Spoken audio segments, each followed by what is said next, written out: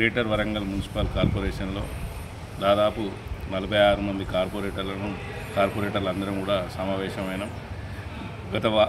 రానున్న రోజుల్లో బడ్జెట్ సమావేశాలను బహిష్కరించాలనే ఒక ఆలోచనతోటి మేము ఈ యొక్క సమావేశం ఏర్పాటు చేసుకోవడం జరిగింది.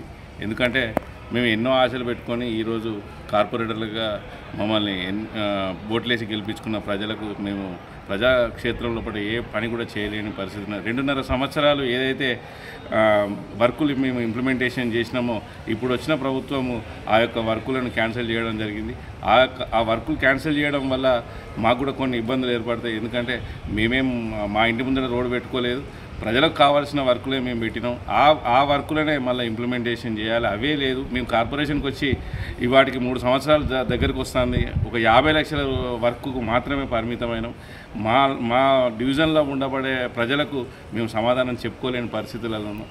దయచేసి గవర్నమెంట్కు మేము విన్నపించుకున్నది ఒకటే, మేము పెట్టిన వర్కులు ఏదైతే ఆన్గోయింగ్లో ఉన్నాయో వాటన్నిటికీ బడ్జెట్ కేటాయించి వాటిని ఇంప్లిమెంటేషన్ చేయాలి.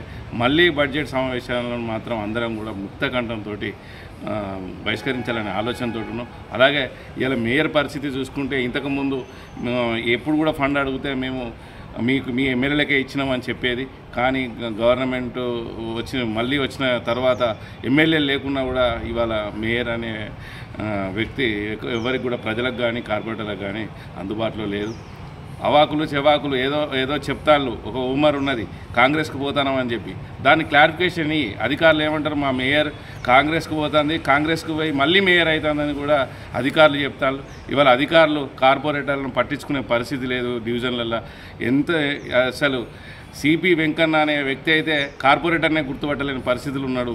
ఇవాళ ఆ పరిస్థితి నుంచి వెళ్ళి మేము ఇవాళ కార్పొరేటర్లుగా ఉన్నందుకు మాకు చాలా బాధాకరంగా ఉన్నది. అందుకనే ఇన్ని రోజులు పరిచయ వేదికలాగా ఇంత 66 మంది కార్పొరేటర్లను కలుసుకొని ఈ డివిజన్కు ఈ కార్పొరేటర్, ఈ డివిజన్కి ఈ కార్పొరేటర్ అనే ఒక పరిచయ వేదిక కూడా జరిగింది. అంత మేము సంతోషంగా ఉన్నాం.